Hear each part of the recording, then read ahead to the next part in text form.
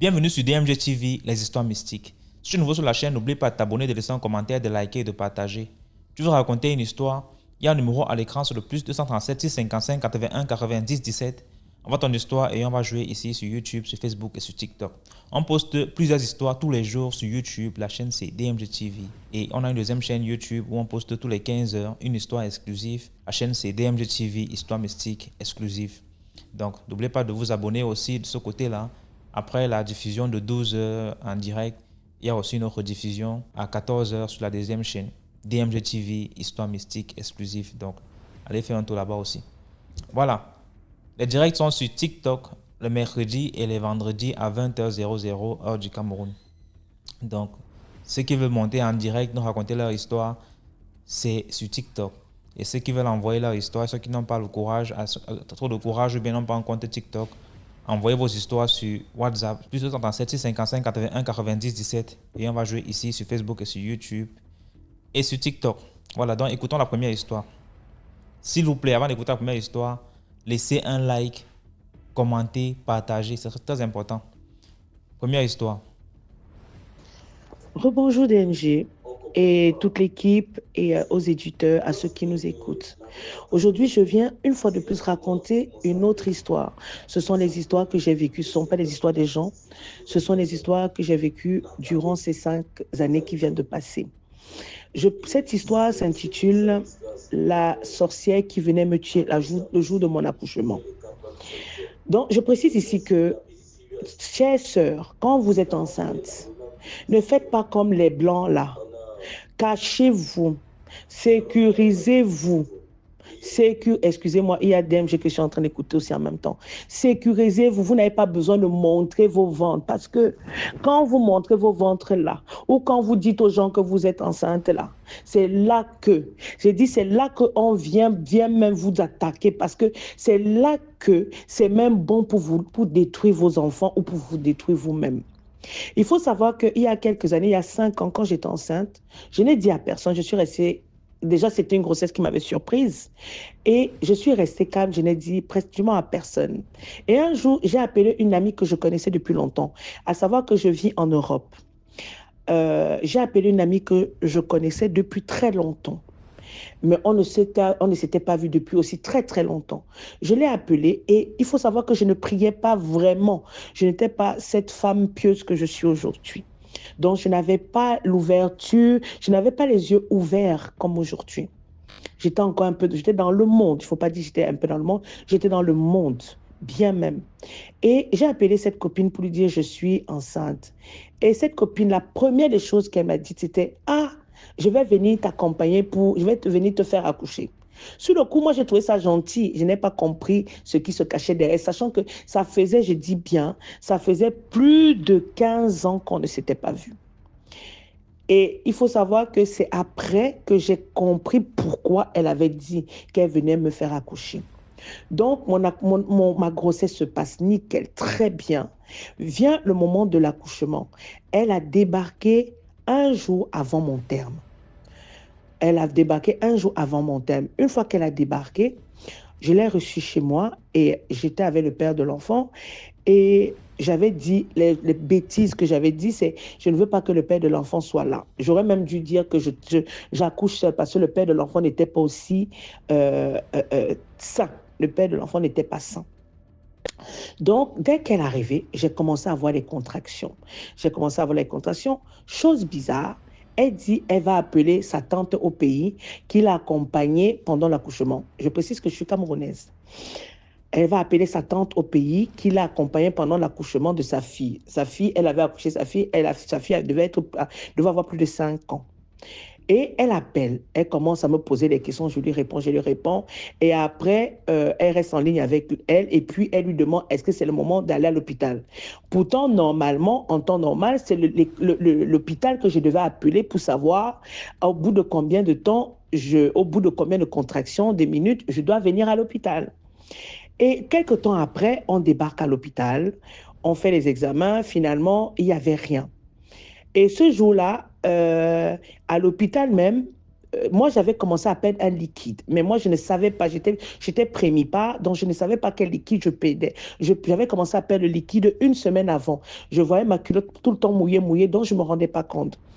Donc, j'ai fait l'examen, on a fait le monitoring et tout, tralala, et elle était là, et finalement, on a dit non, il faut revenir le jour du terme. Le jour du terme, on revient. Là, à ce moment, on fait une écho parce que le jour même, quand on arrive aux urgences, on n'a pas pu faire une écho parce qu'il y avait trop de monde. Et la sage-femme sur laquelle j'étais tombée, elle était tellement désagréable que finalement, nous sommes rentrés. Le lendemain, on revient. C'est là qu'on me dit, mais on ne devait pas vous laisser sortir. On me fait une écho et en faisant l'écho, on se rend compte qu'il n'y a plus de liquide amniotique. Et on me dit, on va faire un déclenchement. On va faire un déclenchement. Donc, le déclenchement, je me prépare, je rentre chez moi, je rappelle la valise et puis on m'amène dans une chambre, on me fait déclencher. Le déclenchement se passe très bien. Cette copine était avec moi, le père de l'enfant était à l'extérieur. Et finalement, on me conduit en salle d'accouchement. En salle d'accouchement, c'est là que les problèmes commencent. Soi-disant, on me met la péridurale. Cette soi-disant péridurale qu'on me met, je ressens, qu'on m'installe la péridurale. Dès qu'on m'installe la péridurale, moi, je ressens toujours les contractions. Elle était quelqu'un qui faisait les études d'infirmière. Et il faut savoir que moi aussi, j'ai travaillé en milieu hospitalier, donc je connais un peu. Mais quand quelque chose vous arrive, vous perdez un peu la main. Excusez-moi, mon histoire sera un peu longue. Donc, ce qui se passe, c'est que on m'installe la péridurale, mais je me rends compte que la péridurale ne marche pas. Je dis, c'est normal. Je lui pose la question, c'est normal. J'ai mal, j'ai des contractions. J'ai supporté les contractions, sachant que je suis entrée en salle d'accouchement vers les 23 heures et j'ai commencé à dire, je n'en peux plus à partir dans les coups de 5 heures. J'ai commencé à dire que ce n'est pas normal parce que j'ai les contractions. Normalement, en ayant la péridurale, je ne devrais plus avoir mal. Et sachant aussi que le déclenchement qu'on avait provoqué ne marchait pas. Les deux doigts qu'on avait fait au début, les deux doigts sont restés figés. Plus rien n'avançait. Il n'y avait plus rien. À chaque fois, le sage-femme venait regarder, ça n'avançait pas. Toujours deux doigts, deux doigts. Elle était là, elle ne bougeait pas, elle était là, calme, calme, je dis bien. Elle ne bougeait pas, elle était calme. À un certain moment, vers 5 heures, je dis, c'est pas normal. Je dis à la sage-femme que j'ai des contractions. Pourtant, on m'a fait il y a la péridurale qui coule. Mais pourquoi j'ai toujours mal? Ils ne comprennent pas eux-mêmes. Donc, c'est là qu'on commence à chercher, comment on commence à chercher l'anesthésiste pour venir me refaire, un médecin pour venir me repiquer pour voir ce qui se passe. On me fait un bolus, on se rend compte que ça passe sur le côté, ça ne passe pas, donc je ne reçois pas la péridurale. Donc, on m'installe pour me repiquer. Mes frères et sœurs, on m'a repiqué en la présence de cette personne au moins 20 fois. Moi, j'étais dans la douleur dont je ne savais pas. C'est elle qui m'a dit, avec la fin, quand je suis quelques années plus tard, on t'avait piqué au moins 20 fois. Hein. Je n'ai pas compris pourquoi. Mais pourtant, elle était censée connaître parce qu'elle a déjà accouché. Elle savait ce que c'était. Donc, on ne devait pas, le même médecin ne devait pas me piquer 20 fois. Le même médecin, moi, sachant que moi, j'ai travaillé à l'hôpital, devait me piquer 3 fois et passer la main. Mais le même médecin s'est acharné sur moi, m'a piqué 20 fois. Au bout d'une vingtaine de fois, elle a dit, je ne peux plus. J'ai demandé, changer, je ne peux plus, j'ai mal. C'est là qu'on a fait venir là, le médecin en chef qui m'a piqué une fois. Et j'ai vu la différence directement parce que dès qu'elle m'a piqué, c'était dans le truc et la douleur est partie. À ce moment-là, j'ai pu dormir. Il était à pratiquement 6 heures, des choses que je me souviens. Plus tard, on vérifie encore pour voir si le col de l'utérus est dilaté, pas moyen, toujours à 2. Elle était toujours là, calme pour elle. Calme pour elle. Et je sais que si c'était au pays, on aurait dit de sortir. Mais ici, bref, les gens, je ne sais pas s'ils connaissent, mais on connaît que les gens ici savent. Le monde spirituel même est très puissant ici. Cela dit, à partir de 10 heures, on est venu m'annoncer que vu que ça ne bouge pas, je suis toujours à 10 doigts depuis 24, pratiquement depuis 24 heures. Non, pratiquement depuis plus de 18 heures ou 20 heures, quelque chose comme ça. On va faire la césarienne. Et moi, je n'avais jamais prévu de faire la césarienne. Et j'ai commencé à pleurer. Moi, j'ai commencé à... En fait, c'est bizarre, mais j'ai vu la mort. J'ai vu la mort À ce moment-là, mon esprit a commencé à dire, si tu fais la césarienne, tu vas mourir. Mais je n'avais pas le choix parce que mon enfant était en souffrance. Il fallait sortir. Elle était là. Et par la même occasion, j'ai aussi dit, est-ce que quelqu'un peut m'accompagner encore en césarienne? On m'a préparé pour la césarienne. On me touche, on arrive dans le bloc pour faire la césarienne. Le médecin, l'anesthésiste me met le médicament, vérifie au niveau du ventre, en me demandant, est-ce que j'ai mal? J'ai mal, je dis non. Maintenant, au moment où le médecin doit ouvrir mon ventre, mes frères et sœurs, j'ai tout ressenti, comment on me déchirait le ventre. J'ai commencé à crier que j'ai mal. C'est là qu'on m'a endormi, anesthésie générale totale. Parce qu'au départ, c'était anesthésie partielle pour pouvoir sortir l'enfant. Mais vu que j'ai senti comment on m'ouvrait le ventre, anesthésie générale, boum, d'un coup, je ne me souvenais plus. Je me suis seulement réveillée en salle de réveil où j'étais abattue. Et il faut savoir qu'après cela, mes problèmes ont commencé. Il faut savoir qu'une fois que j'ai accouché, c'est elle qui a accueilli mon enfant. Et le jour où j'ai accouché, on va dire j'accouche le 16, le 17, elle est partie. Quand elle est rentrée chez elle, elle n'a plus donné signe de vie. Plus donné signe de vie, même pour appeler, pour savoir ce qui s'est passé. Parce qu'il faut savoir que ce qui s'est passé par derrière, ce que j'ai vécu, c'était le commencement. Ce qui s'est passé par derrière, je suis tombée malade. J'ai commencé à voir la plaie qui sointe, le pus qui sort. Malgré le pus qui sortait, on ne comprenait pas pourquoi. J'ai commencé à faire la température. Je fais un peu rapidement. On m'a fait sortir de l'hôpital une semaine après l'accouchement. Je suis arrivée chez moi. L'infirmière qui s'occupait de moi à la maison a commencé à dire, ce n'est pas normal qu'on te fasse sortir. Ce n'est pas normal parce que si tu viens mourir ici, qu'est-ce qu'on va dire? Je sentais le pu, je sentais le pourri. Une nuit, à 5 heures du matin, je me lève pour aller faire pipi. Je reviens m'asseoir dans mon lit pour me coucher. Impossible. J'ai commencé à crier. J'ai dû appeler le SAMU pour qu'il vienne me chercher. Marcher pour aller dans l'ambulance, c'était le carnage, c'était comme si on me tuait. Quand on arrive à l'hôpital, directement scanner et on m'envoie au bloc. Il faut savoir qu'au bloc, on m'a retiré au moins 3 litres de pus dans le ventre. Donc j'étais presque morte. Et quand on m'a retiré le pus dans le ventre, il y a un autre problème qui a recommencé, c'était dans les poumons. Avant de sortir de l'hôpital, j'ai commencé à avoir mal dans les poumons. On m'a dit que j'ai de l'eau dans les poumons. Je ne sais pas d'où ça sortait. L'eau est entrée dans les poumons, comment? On ne sait pas. On a cherché, on ne savait pas. Quand je parlais avec pause. Et après, à un certain moment, on est parti, on m'a ramené en pneumo pour vérifier si ce n'était pas infectieux parce que je faisais la température. Le médecin, voyant ça, il a retiré l'eau. Il a retiré 600 ml d'eau de mon poumon. Je vous dis, j'étais à l'article de la mort. Et cette fille qui était venue me tuer, elle n'a jamais pu donner signe de vie. Seulement, des mois plus tard, quand je suis sortie de l'hôpital, je lui ai dit, mais comment quand tu es partie, j'ai failli mourir. Elle m'a dit, ah bon, mais elle n'a même pas cherché à savoir ce qui s'était passé. C'était fini pour elle. Donc, pour dire que, faites attention à qui. Vaut mieux même aller seul à l'hôpital, accoucher seul, que d'aller avec quelqu'un. Que ce soit les mères, que ce soit même vos maris, parce que vos maris là peuvent être vos premiers ennemis. Demandez toujours à Dieu, Seigneur, mets sur ma route une personne qui vient de toi, qui va m'assister. Si votre homme est un homme pieux, un homme qui prie réellement, qui est authentique, parce qu'il y a des hommes qui prient, mais ce sont des mauvaises personnes.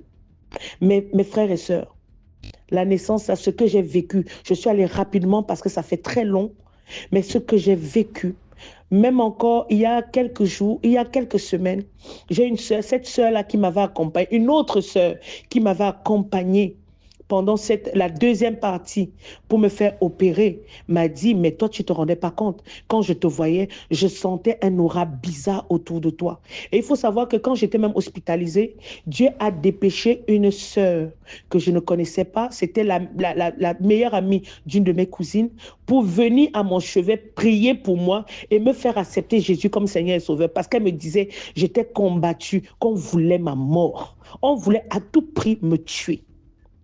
Donc faites attention, frères et sœurs. Faites attention, le monde est mauvais.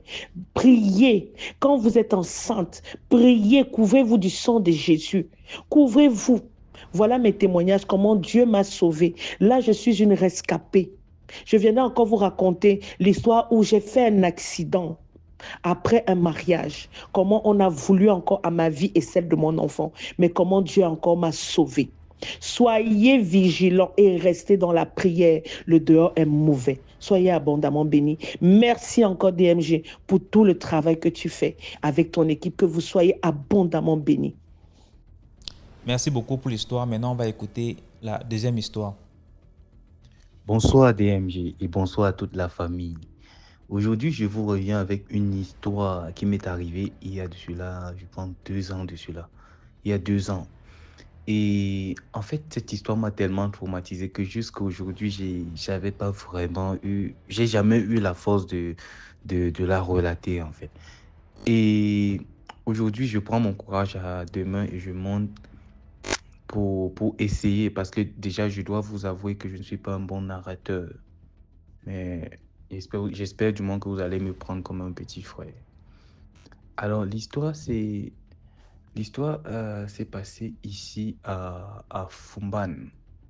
Vous savez, je suis généralement quelqu'un qui croit pas trop au paranormal. J'ai vécu à Douala et le fait que j'étais retourné en Fumban pour les obsèques de mon grand-père et par la suite, je suis resté. C'est alors que bon, vu que vous savez, la vie de Douala, bon, on avait toujours cette habitude-là de rester dehors jusqu'à une heure tardive. Et là, alors que j'étais retourné à Fumban, j'ai pris cette habitude avec moi. Donc, tellement je cogitais, vous savez, quand tu arrives à un âge et à l'âge d'aider les parents et que tu ne parviens pas, tu es encore obligé de compter sur eux. C'est tellement dur. Du coup, j'étais à l'extérieur de la maison. J'étais assis à l'extérieur de la maison. J'écoutais la musique, je cogitais. Puis un grand frère est passé. Ce dernier, il est passé, il m'a salué. Je l'ai salué et en voulant passer, il m'a dit, ne reste pas dehors tard. Parce que généralement, il y a des mauvaises choses qui se passent. Donc apparemment, il commence à me relater son histoire. Il me fait comprendre que il n'y a pas un mois de cela, eux, ils avaient, bon, c'était des scams, hein. Bon, eux, ils avaient l'habitude de rester dehors jusqu'à 3 heures du matin avec leurs ordi et tout, en train de fumer les stupéfiants au niveau du stade. Ils avaient pris cette habitude-là. Puis, il m'a fait comprendre que à chaque fois qu'il était une heure, ils recevaient les cailloux, on leur lançait des cailloux. Et ils ne savaient pas d'où les cailloux sortaient. Genre, tu restes comme ça, tu vois, on vise, on lance les cailloux en désordre sur vous. Et les gars se réveillent, les gars se lèvent, ils parlent. Bon, ils se disaient que c'était quelque chose c'était des gars qui étaient en train de les tenter. Pourtant, c'est pas ça. Puis, un soir, les gars, bon, apparemment, les gars les dérangeaient avec les stupéfiants qu'ils fumaient. Vous savez que généralement, je vais dire, je sais pas si je vais appeler ça des fantômes ou comment. Les gars n'aiment pas les cigarettes. Bon, les gars étaient en train de fumer. Les gars n'aiment pas les cigarettes, les stupéfiants. Bah, apparemment, un soir, quand ils étaient en train de partager, ils avaient retiré une boîte de cigarettes, ils étaient en train de partager entre eux. Et vu qu'ils étaient au nombre de 3, ils ont donné la cigarette à une personne qu'ils ne connaissent pas en fait. Ils ne savaient pas d'où cette personne sortait. Donc, genre, vous partagez la cigarette, vous donnez, tu donnes pour quelqu'un auprès de toi et vous êtes en train de fumer, fumer, fumer. Et tu donnes pour quelqu'un auprès de toi, ils n'ont même pas allumé ça et après, l'attention s'est un peu retournée. Ils ont un peu, t'as capté leur attention et en voulant se retourner, ils ont vu quelqu'un disparaître, l'ombre de quelqu'un disparaître comme ça d'un coup. Les gars se sont mis à courir. Bon, pendant qu'il était en train de me raconter cette histoire, bon, pour moi, c'était que du baratinage. Bon, une histoire comme les autres, en fait. J'ai pris ça comme ça. Après, je reste. Puis, je quitte, je vais dormir, vu que nous, on respecte les aînés. Le lendemain, je ressors, je reste là. j'écoute la musique. Je mets la musique tellement fort. J'écoute. À minuit, après je regarde ma montre, il est minuit 8 minutes. Je me rappelle encore de l'histoire du grand frère là. Après je me dis, c'était juste des histoires. Et puis je remets mes écouteurs. J'écoute. Et à 1 heure DMG, je te raconte cette histoire, j'ai encore des frissons. Si tu mets même la paix vidéo, tu vois comment mes larmes sont en train de couler. C'est pas facile. Je te jure, à chaque fois que je me rappelle, j'arrive pas à dormir. À 1 heure maintenant, j'entends des bruits, des bruits des pas. Tu vois, un peu comme si quelqu'un descendait de l'escalier. Bon, il y a un peu une route sombre là-bas. Pas vraiment sombre, il y a la lumière là-bas, mais pas jusqu'au fond. J'entends les pas de quelqu'un marcher. Et la personne marche à plus de 50 mètres d'MG. Et j'ai mis les écouteurs, augmenté les volumes à fond. Mais les bruits des pas de cette personne-là étaient tellement forts que j'arrivais plus à écouter la musique. Il y avait que ces pas-là qui retentissaient dans mes oreilles. Et puis maintenant, j'enlève les écouteurs. Je fixe l'endroit exactement. Je fixe l'endroit. J'entends comment les pas arrivent. Et dès qu'il arrive, DMJ, avant même dès qu'il arrive, il manquait un pas pour qu'il sorte sur la lumière. Le gars, les pas s'arrêtent. J'étais en train de fixer l'endroit tellement j'étais curieux de savoir ce que c'était. Et j'étais traumatisé. Je fixais l'endroit. Puis d'un coup, je vois comment quelqu'un fait un pas, pam, il se place sur la lumière. Et je te jure, DMG, si je te dis que je sais ce que c'était ou qui c'était, je sais que je t'ai menti. Parce que dès qu'il s'est placé sur la lumière, tellement je l'ai fixé, il me fixait les yeux dans les yeux. C'était un corps d'un être humain, tu vois, un peu comme si on avait pris l'ombre au sol, placé comme ça debout. Et l'ombre avait les deux yeux qui te fixaient. Donc tu pouvais voir tout le corps de la personne, mais tu ne pouvais pas savoir si c'était une personne ou si c'était un animal. Mais tu savais que ça, c'était l'ombre d'une personne.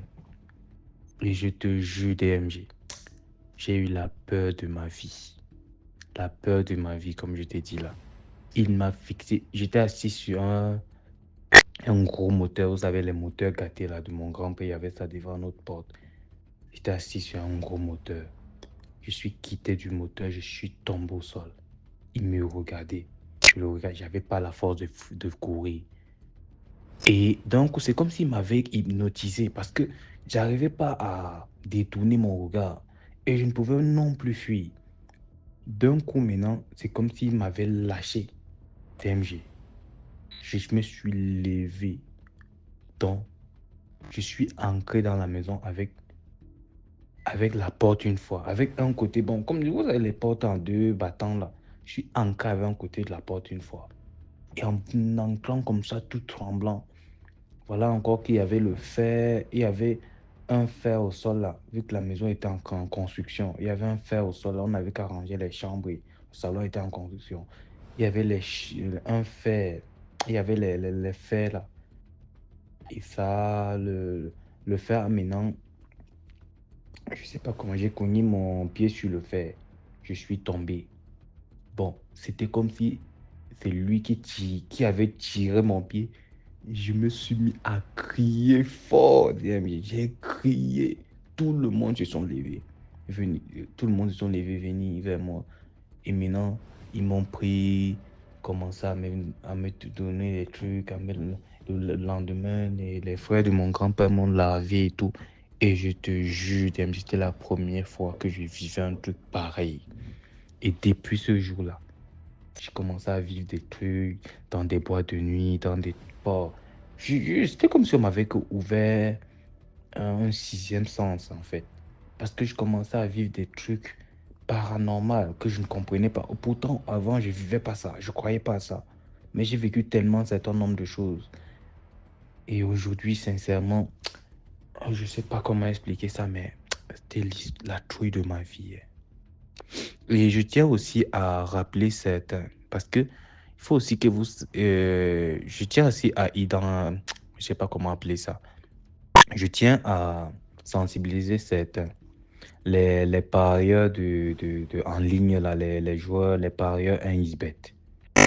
Je tiens à vous dire que quand vous tombez sur des codes promo par hasard, il faut pas vous inscrire avec des codes promo n'importe comment parce que je vais pas vous mentir que la plupart de ces codes promo qu'on vous propose en ligne et tout sont des codes promo travaillés.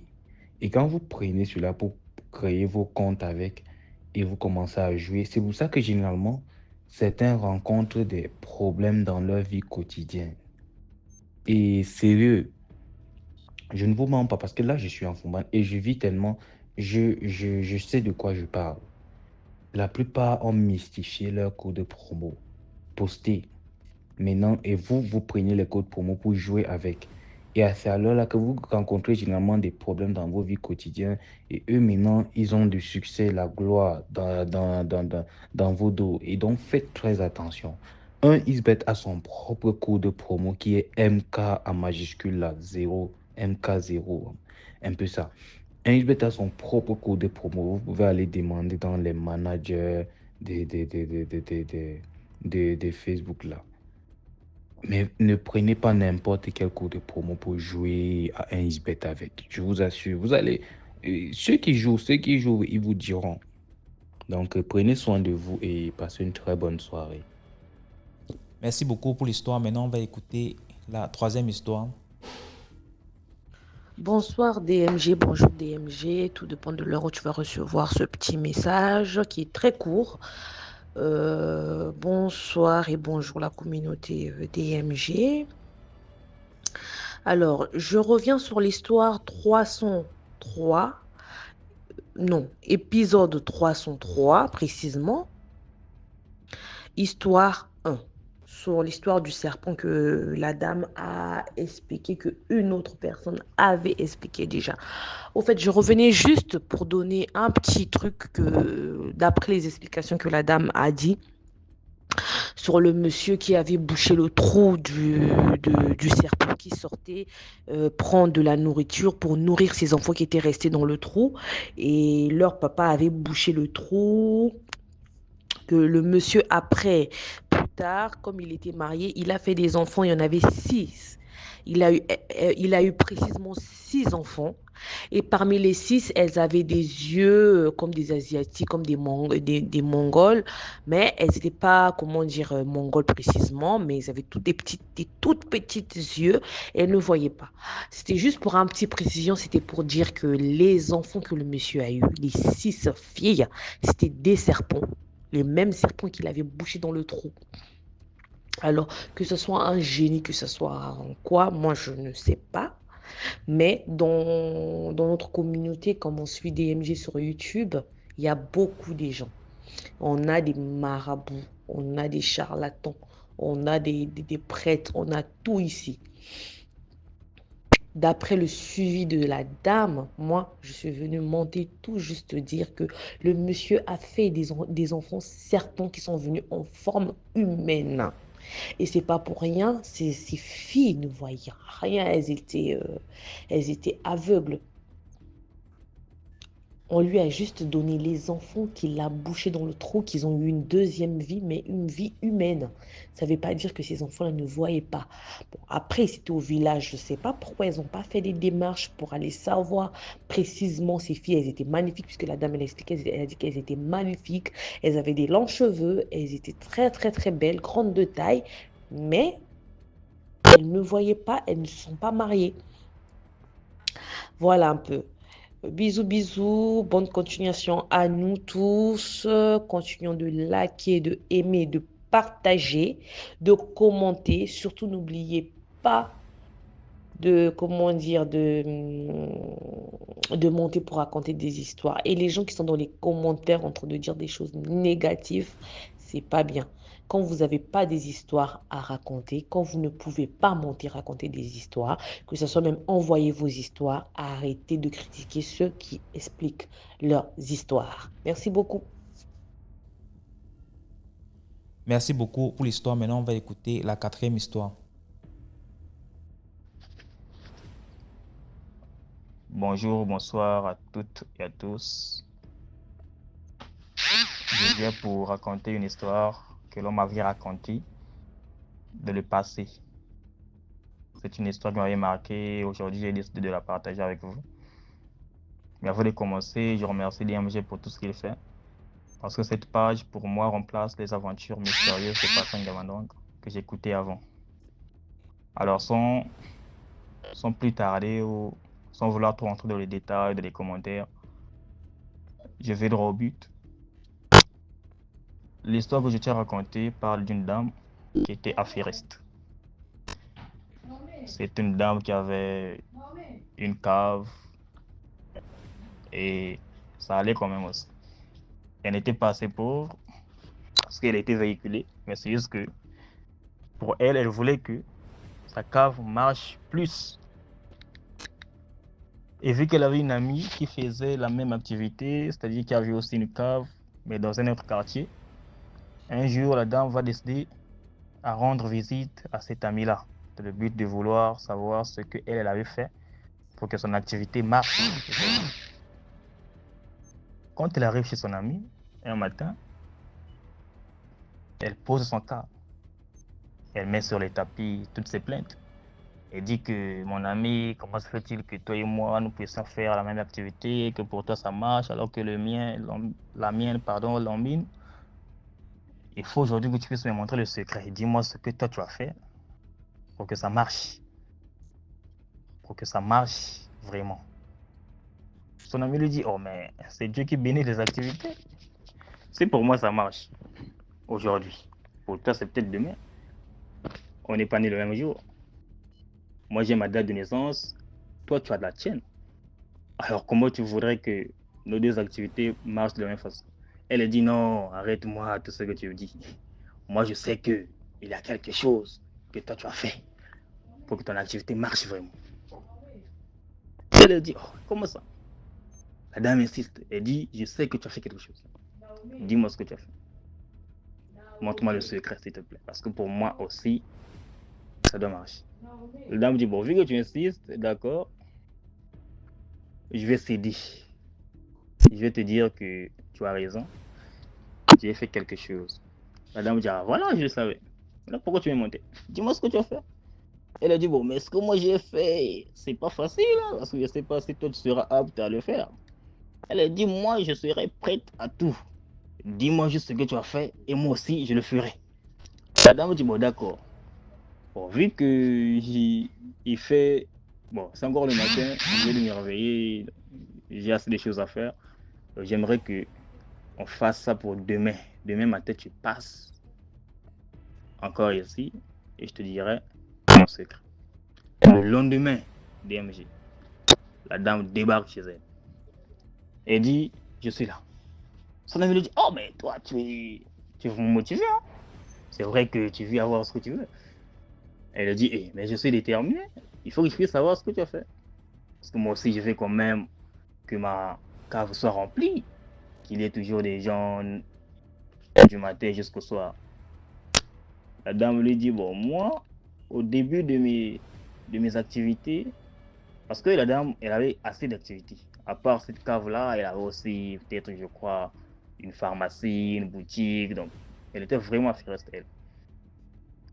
Elle dit, moi, au début de mes activités, j'avais acheté une boisson que j'avais versée dans la cave. Et donc, tout ce que je fais. Et c'est ça qui attire la clientèle. La dame dit, oh mais, ça c'est quelle boisson? Son ami lui dit, mais en fait, c'est une boisson. Mais c'est une boisson qui ne se vend pas dans notre monde. Elle dit, comment ça? Elle dit, oui. C'est une boisson que j'avais dû acheter dans le monde des morts. Donc, si toi, tu tiens vraiment à avoir cette boisson, il faut également que tu ailles dans ce monde-là pour que tu l'achètes aussi. Elle dit, oh, mais comment je peux aller dans le monde des morts? Comment ça? Elle dit, moi j'ai un collier. dont je m'étais servi le jour que j'étais parti de ce monde. Donc si tu veux, je te le donne.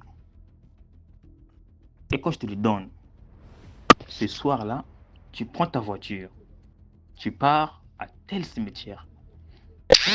Elle lui dit le nom du cimetière.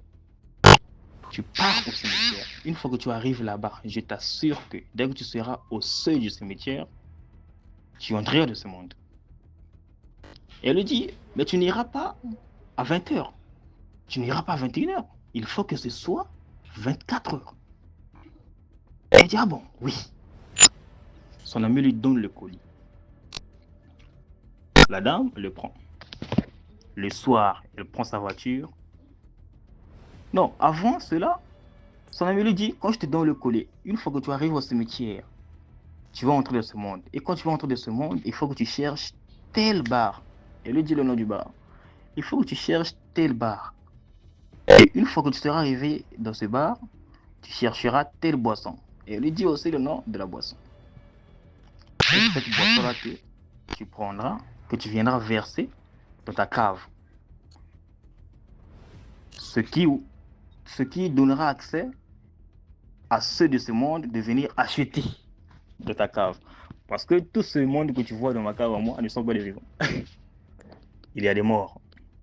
C'est cette boisson-là qui fera en sorte que les morts viennent aussi dans ta cave. Elle dit, ah bon, c'est ça, mais oui, c'est ça. Donc le soir, elle prend sa voiture. Elle part au cimetière. Dès qu'elle arrive au seuil du cimetière, elle n'avait pas compris. Subitement, elle se retrouve dans un monde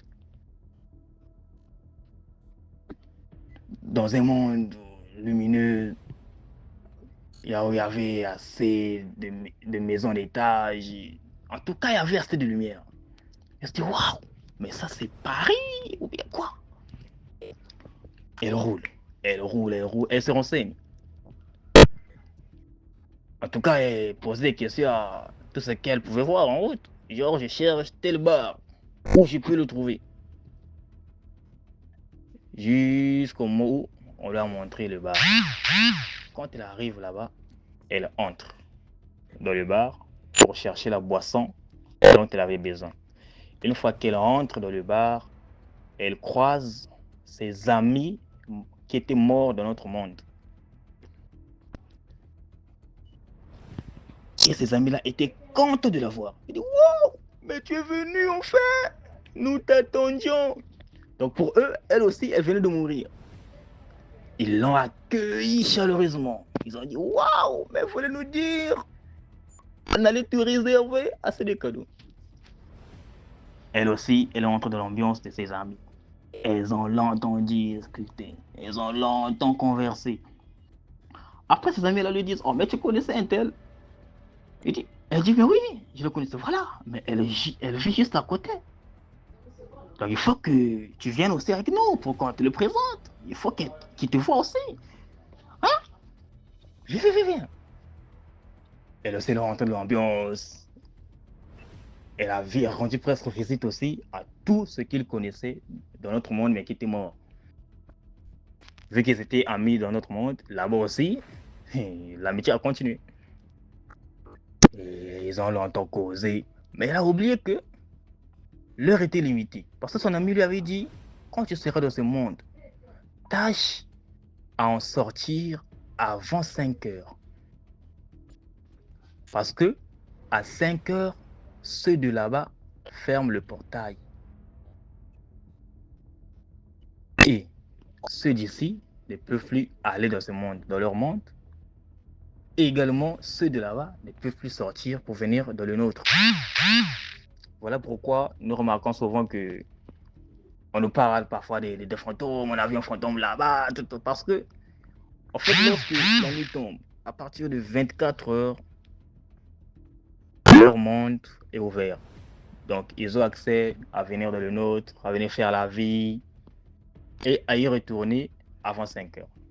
Donc, son ami lui dit, quand tu arrives là-bas, tâche à sortir avant 5h.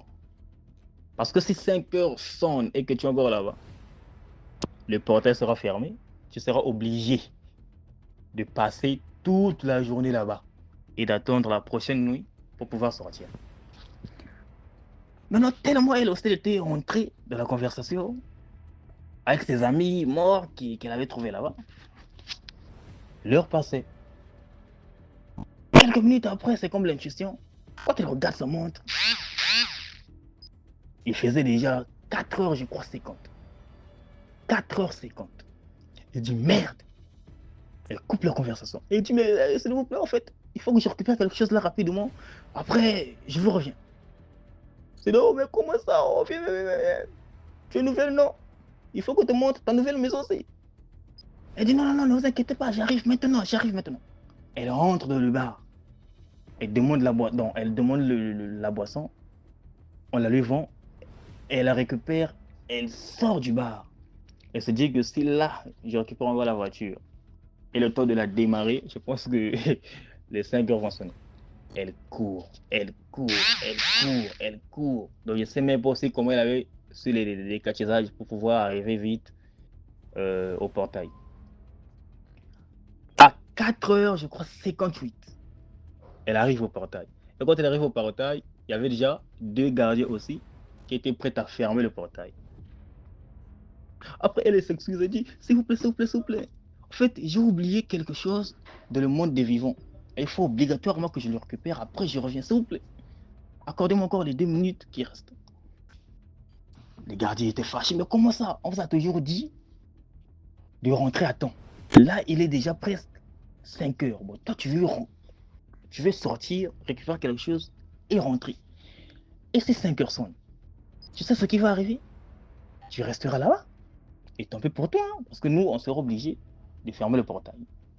Personne ne sortira plus et personne n'entrera. Et dit s'il vous plaît. Il faut obligatoirement que je récupère la chose là. Après, je rentre encore. Regardez, disent bon, d'accord, ok. Mais cours, fais vite parce qu'il te reste que 2 minutes. Elle sort. Dès qu'elle sort, elle soupire, elle dit waouh! J'allais rester là-bas. Elle prend, je crois, le taxi et l'emmène droit chez elle. Quand elle arrive chez elle, il faisait déjà 6 heures. Donc elle était obligée de se reposer un peu pour pouvoir retrouver tous ses esprits. Et quand 7 heures sonne, elle part chez son ami. Arrivée chez son ami, elle lui raconte toute l'aventure. Elle dit regarde ce qui m'est arrivé. Heureusement, sinon j'allais dormir là-bas. En fait, j'allais rester là-bas. J'allais être bloqué là-bas. Son ami lui dit mais heureusement, parce que moi je t'avais dit. J'avais dit que quand tu pars, il faut vraiment être précis. Ne traîne même pas. Heureusement, sinon tu allais rester là-bas. Et tu allais être obligé de passer toute la journée là-bas et attendre la prochaine nuit pour pouvoir sortir. Après, son ami lui demande mais où est ta voiture? Elle dit oh mais la voiture est restée là-bas. Je ne pouvais plus le récupérer tellement qu'il était l'heure. Et que si je retardais encore à vouloir la démarrer, je n'allais plus pouvoir sortir. Son ami lui dit ceci. Il dit, est-ce que tu sais que maintenant qu'il fait jour, si tu retournes au cimetière, tu verras ta voiture. Et dit, oh comment ça? Comment si je verrai encore ma voiture? Mais oui, tu verras ça. Mais tu ne verras plus ce monde-là. Tu ne verras pas toutes ces belles maisons que tu as vues. Mais ta voiture, au moins tu la verras. Mais seulement, elle sera sur des tombes.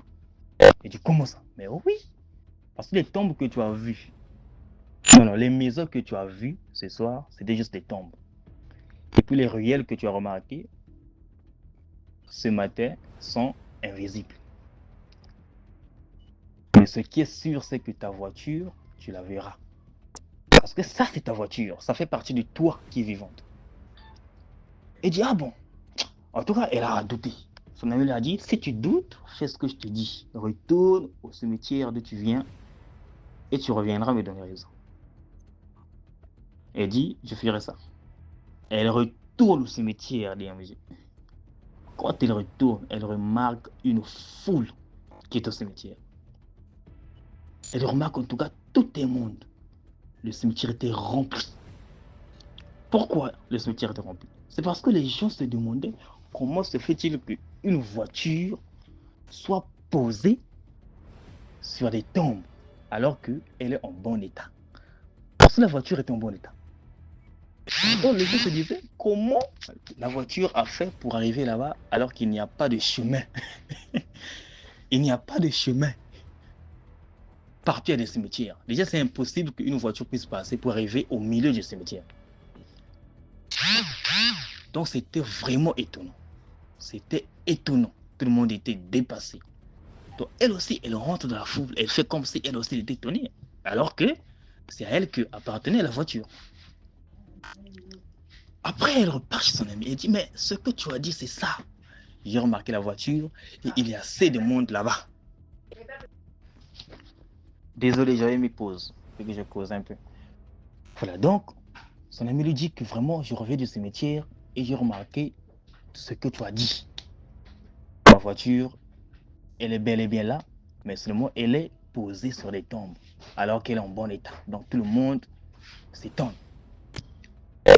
Elle a dit, ah, mais voilà, c'est ça. Donc toi, pour récupérer cette voiture, il faut obligatoirement que tu attendes que la nuit tombe.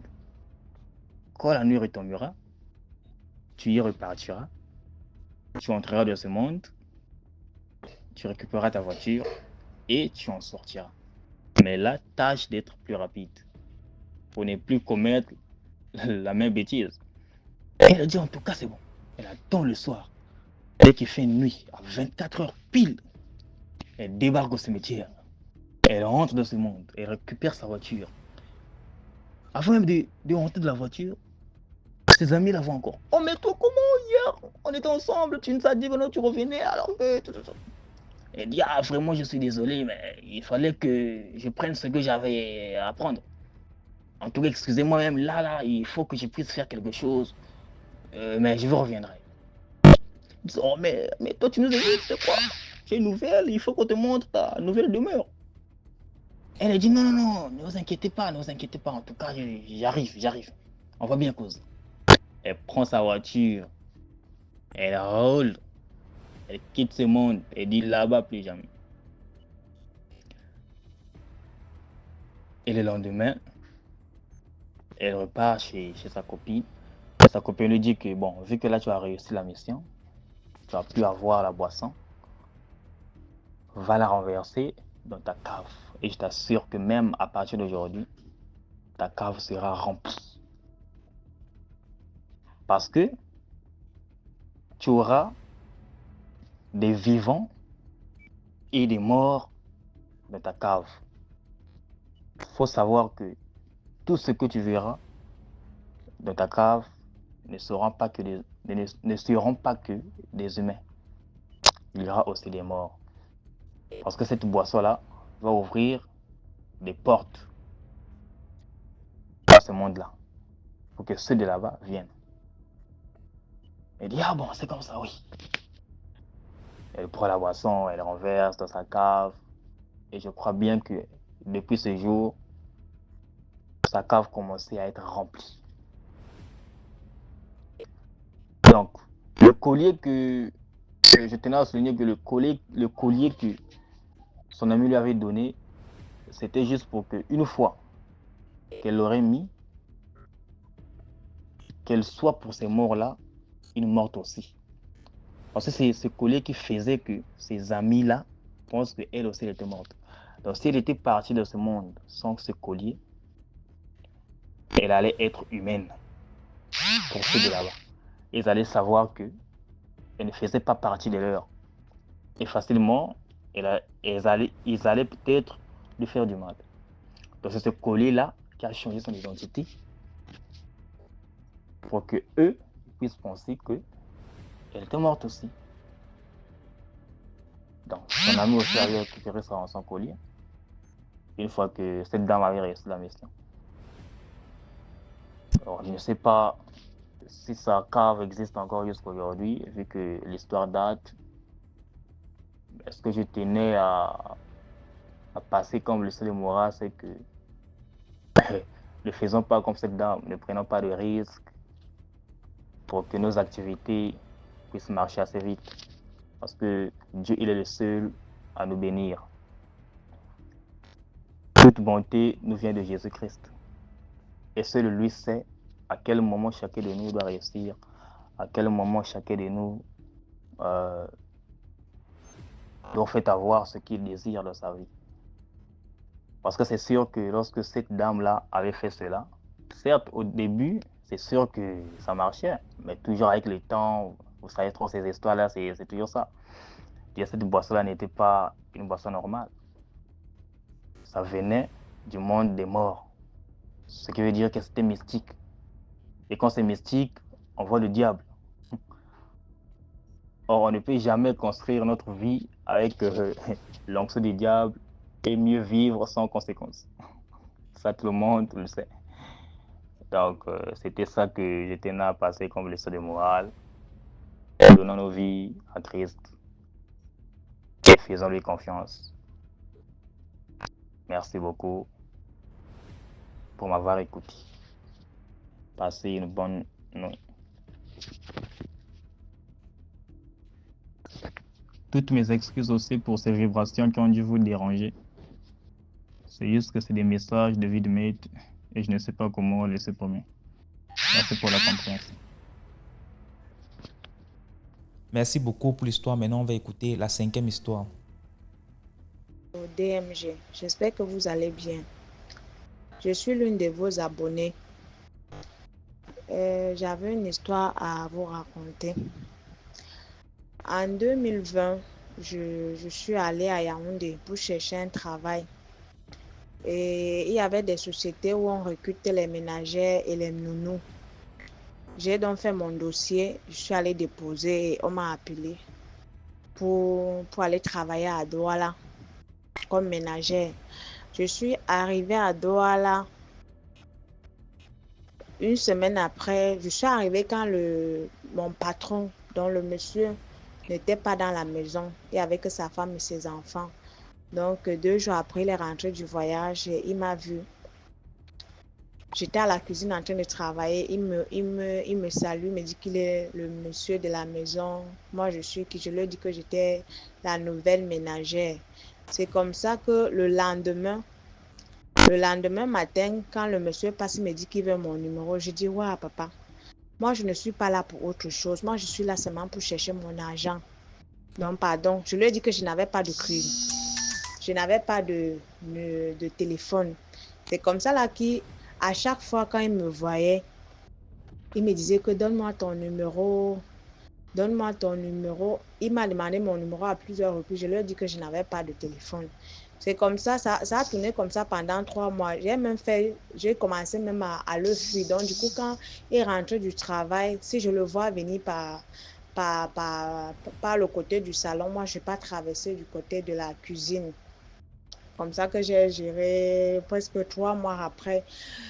Il y avait une chambre à l'étage là où les ménagères, les employés partaient s'asseoir pour visionner. Bon, je suis dans une fois, j'étais en train de visionner là-bas. Je vois un soir comme ça, sa femme était en voyage à Yaoundé. Je vois le monsieur, il débarque. Je lui donne salut. J'ai dit, papa, vous avez besoin de quelque chose.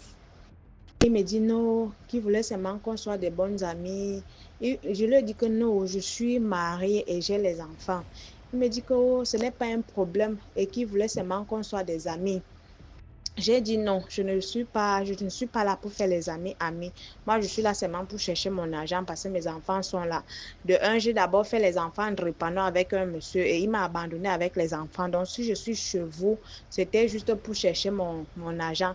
Il me dit que non, il veut seulement m'aider. Il veut m'aider, il veut qu'on soit des bonnes amies et tout et tout. C'est comme ça qu'ils sont 10 000 francs. Il me donne que j'achète ma connexion avec. Je lui ai dit que non, je n'étais pas là pour ça. Moi, je ne veux pas de son argent. Moi, je veux seulement travailler. C'est comme ça qu'il a donc déposé les 10 000 francs. Il est parti. Le jour-là, je n'avais pas dormi. J'ai pris l'argent, je suis allée déposer dans ma chambre. Déchirer ça. L'argent est resté là-bas jusqu'à. Après, maintenant, à chaque fois qu'il descend, je ne pas travailler parce que ma chambre était en haut.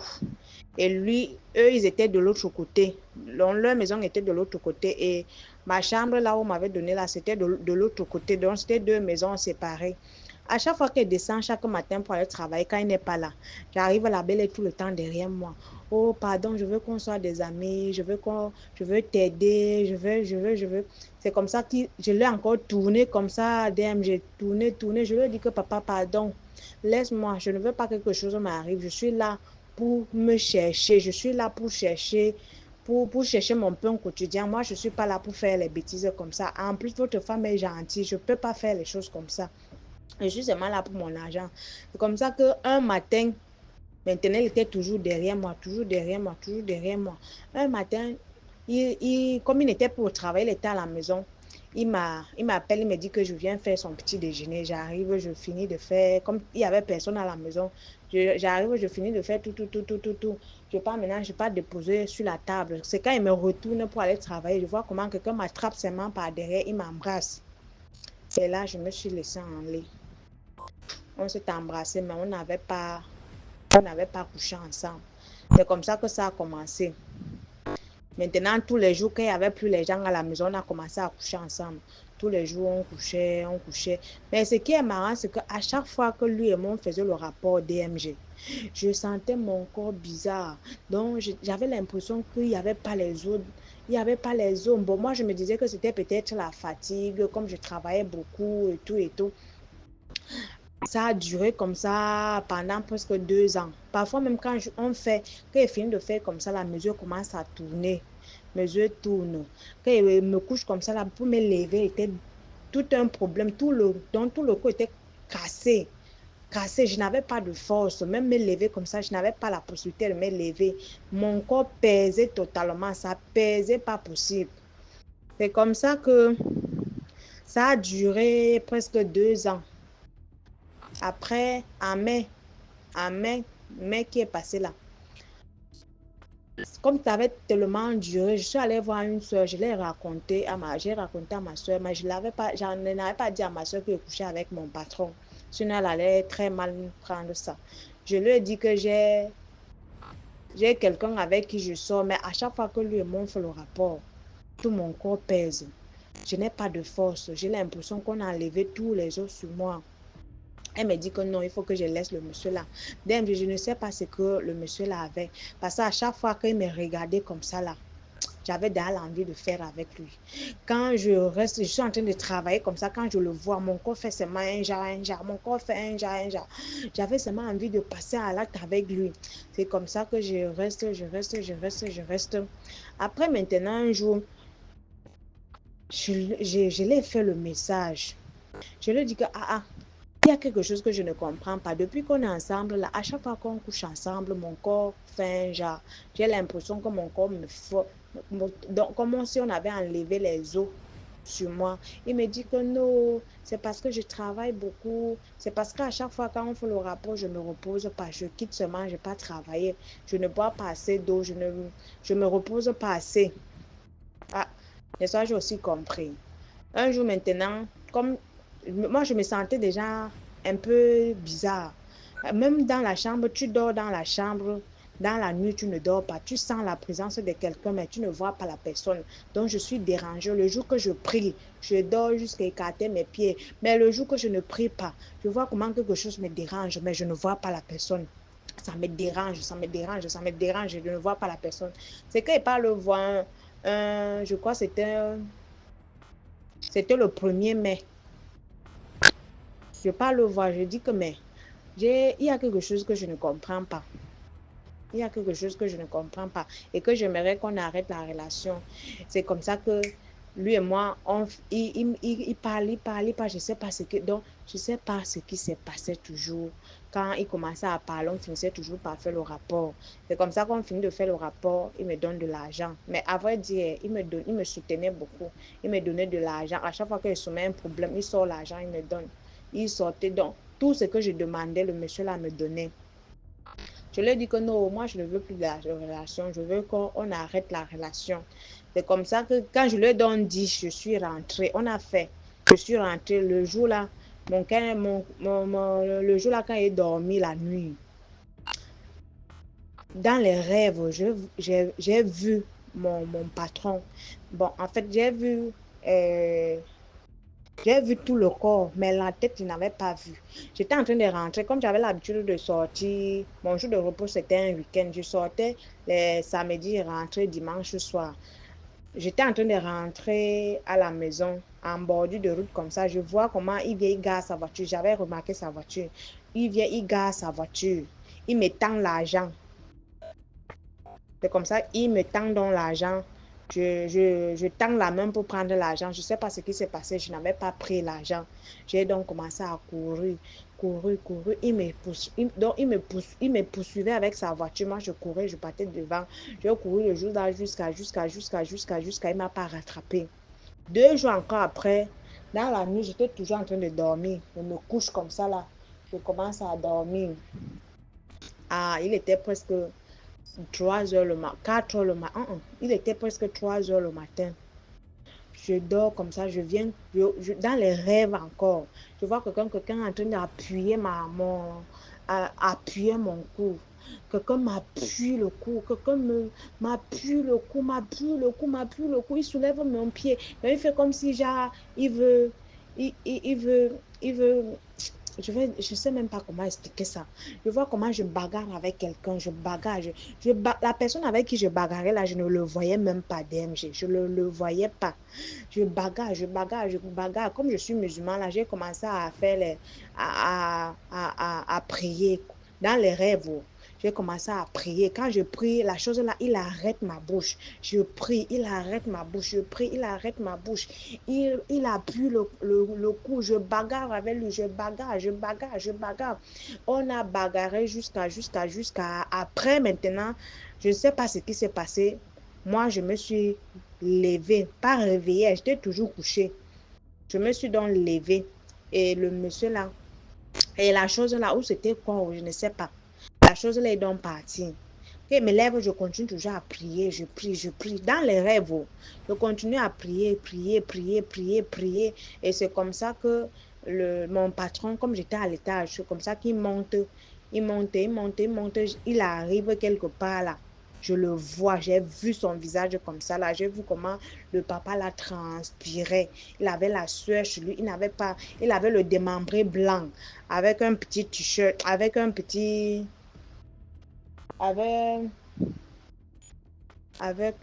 appelle ça quoi encore?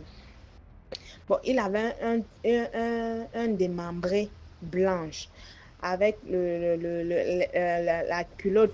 Il transpirait, je l'ai vu comment il transpirait. Et quand je l'ai donc vu maintenant, je me suis réveillée. Tellement ça m'avait fait peur que j'ai commencé à pleurer dans les rêves. C'est quand il me réveille maintenant, je commence à pleurer, pleurer, pleurer. Je regarde l'heure, il était 4 heures le matin. Comme je suis musulmane, je suis allée faire les ablutions. Je suis venue maintenant commencer à faire la prière. Je priais comme ça jusqu'au matin. Et ça n'a pas fait 2 jours. Comme c'était déjà logé, nourri. 2 jours. Un matin comme ça, là, j'arrive, je me réveille un matin pour descendre faire les travaux un samedi. Pour faire les travaux, ma patronne me dit seulement que porte tes choses, tu pars. Façon dont j'ai couru pour aller ramasser mes choses là-bas pour partir, non. Après, même quand je suis pour partir, je suis donc partie chez ma grande soeur. Dans la nuit, il venait toujours me menacer que si je tente de dire à sa femme que lui et moi on a sorti ensemble, c'est qu'il va me montrer. Si je tente à parler de quoi que ce soit, il va me montrer dans les rêves.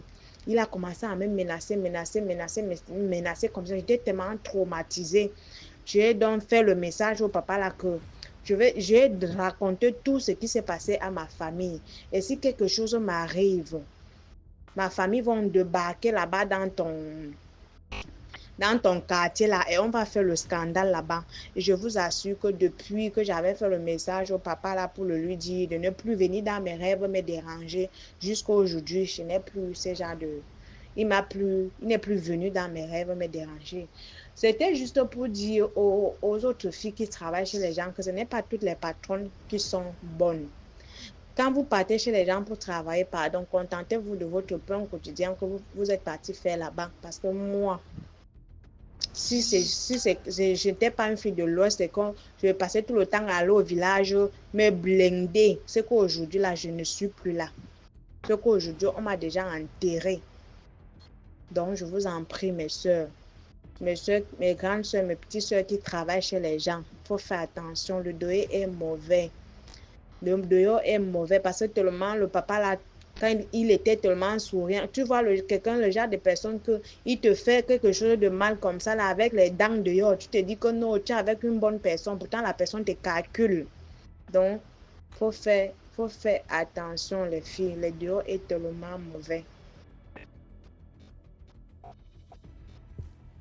Merci beaucoup pour l'histoire. Maintenant, on va écouter la 6e histoire. YouTube, il y a DMG Productions. Là, on poste tous les lundis, on poste un film. Tous les lundis, il y a un nouveau film à 17h00. Les films, c'est les histoires qu'on réalise aussi. Tous les lundis, la chaîne, c'est DMG Productions. Salut DMG, c'est Sagesse de Paul le Guerrier de Dieu. Je tiens à vous raconter l'histoire mystique que j'ai intitulée Rituel de vol d'étoiles. Cette histoire se déroule dans un quartier de la région de la Damawa au Cameroun. C'est la seconde histoire sur les 3 dont j'ai promis partager ici sur DMG TV. Après la première où j'avais raconté l'histoire de la sorcière qui volait l'énergie des enfants que nous étions à l'époque.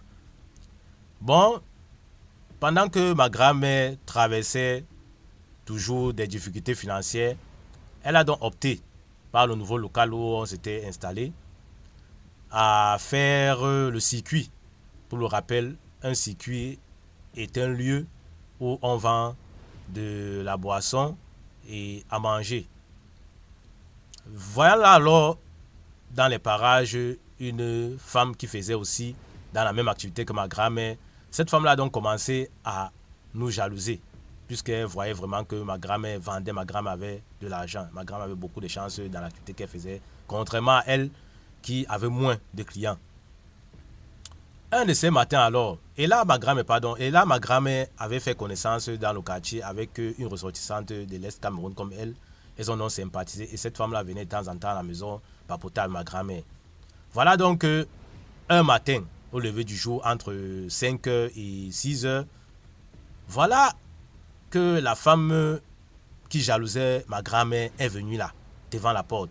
Elle s'est mise à faire des rituels, des incantations, enterrer des choses devant la porte et puis se retourner, faire renvoyer la poussière des pieds, de l'arrière de ses pieds, donc en direction de la porte, et puis tapoter son arrière-train, dont les signes de malédiction, donc tout juste qu'elle était en train de maudire l'entrée, était en train de maudire notre maison, sûrement pour que tout ce qu'on avait comme client à l'époque lui revienne. Donc c'était un vol de chance, un vol d'étoiles de commerce dont avait ma grand-mère à l'époque. Et pendant qu'elle faisait donc ces rituels-là, voilà donc la femme qui avait sympathisé, qui est ressortissante de l'Est, telle que ma grand-mère qui passait. Elle partait dans ses champs, faire ses travaux champêtres, quoi. Et en sortant donc du couloir comme ça, pour emprunter la route, puisqu'on était sur la route principale, on était sur une route principale, hein, et il y avait plusieurs allées qui donnaient à cette route où on était là. En voulant donc sortir comme ça, en regardant directement dans la direction de notre porte, elle voit cette femme-là en train de faire le rituel en question. Et c'est où elle a fait demi-tour et s'est planquée pour mieux voir ce que cette dame-là faisait. Donc c'est donc elle par la suite qui a relaté ce qu'elle avait vu venant de cette dame. Et elle avait bien vu cette dame-là en question. Et la dame finit donc son rituel comme ça de malédiction, de malédiction envers notre maison. Elle part. Et au lever du jour, cette femme-là n'est même plus allée dans ses travaux champêtres. Elle a attendu que le jour se lève, 7h, 8h du matin, elle est venue voir ma grand-mère. Elle a donc expliqué ce qu'elle avait vu. Et elle a donc indexé la femme qui l'avait fait en question. On connaissait très bien cette femme-là. C'était une voisine un peu plus haut. Voilà donc la maman, comme ma grand-mère n'était pas hypocrite, ma grand-mère donc allait vers cette femme-là et lui demandait ce qu'elle faisait devant sa porte au lever du jour. Notamment, elle a appris que cette femme-là faisait des rituels et a maudit sa maison de commerce. Cette femme-là a nié, comme d'habitude, elle a nié les faits. Elle a complètement nié et elle s'est même fâchée. Elle est partie porter plainte à maman au niveau du commissariat. Et c'était où la police était venue pour embarquer ma grand-mère, pardon. Et ma grand-mère avait fait comprendre aux policiers qu'il devait partir, elle devait les suivre en moto. Et c'est donc ce qui s'est passé. Elle s'est donc rendue au commissariat. Je ne sais pas vraiment ce qui s'est dit là-bas, mais ma grand-mère est revenue. Comme quoi, peut-être, on a vectorisé ma grand-mère en lui disant de ne pas porté des accusations non fondées, puisqu'elle n'avait pas fait la cellule, elle était revenue par la suite, oui. Si j'ai bonne mémoire, oui, elle était revenue. Et voilà donc comme ça que le commerce, alors que ma grand-mère faisait, son activité de circuit qu'elle faisait, est tombée encore, a chuté gravement. On n'arrivait plus à vendre, elle n'arrivait même plus à vendre un plat de nourriture, elle n'arrivait plus à vendre 2 bières par jour. D'où elle avait décidé d'abandonner ce commerce-là et de chercher à se lancer dans un autre. C'est donc ainsi qu'elle avait commencé à faire des voyages, des déplacements pour aller dans les brousses, pour acheter du gibier pour venir revendre en ville. Et voilà donc, famille DMG, donc tout ce que je peux continuer à dire, c'est que remettons nos activités que nous faisons à Dieu. Mettons-les en prière, franchement. Parce que le monde de dehors, les gens sont tellement mesquins, les gens sont tellement jaloux, complexés de la vie que quelqu'un peut te voir en train de manger ton pain de 25, tu as coulé la sueur pour manger ce pain de 25 francs là, mais il te jalouse alors que peut-être il vit même mieux que toi. Mais le fait de te voir chaque matin heureux en train de manger ton pain de 25, ça l'énerve. Pour rien, il veut ta mort, il veut même arracher les miettes de pain que tu manges là, franchement. Donc le dehors est méchant, famille DMG. Mettons nos défis en prière, mettons nos activités en prière. C'était l'histoire qui tenait à partager avec la grande famille DMG. C'était Sagesse de Paul Guéry de Dieu depuis la ville écrite au Cameroun. À vous de liker, de commenter, de partager, surtout de vous abonner à la chaîne DMG TV. Parce qu'avec DMG TV, l'esprit de l'être humain reste en éveil pour les deux mondes par c'est-à-dire le monde visible et invisible. Je vous remercie de m'avoir écouté et à très bientôt pour une autre histoire mystique. Merci pour l'histoire. Voilà, c'était tout pour aujourd'hui. J'espère que vous avez aimé. Laissez vos commentaires. Si par exemple vous avez un commentaire à donner à l'histoire numéro 2 par exemple, vous pouvez écrire H1, voilà ce que je pense, et ainsi de suite. Sachez que tous ceux qui envoient les histoires ici viennent après lire les commentaires. Donc c'est important de dire ce que vous pensez. Si vous avez un message en particulier pour un intervenant. Voilà, donc on se prend demain à 12h00 sur YouTube, sur la chaîne DMG TV. Ciao.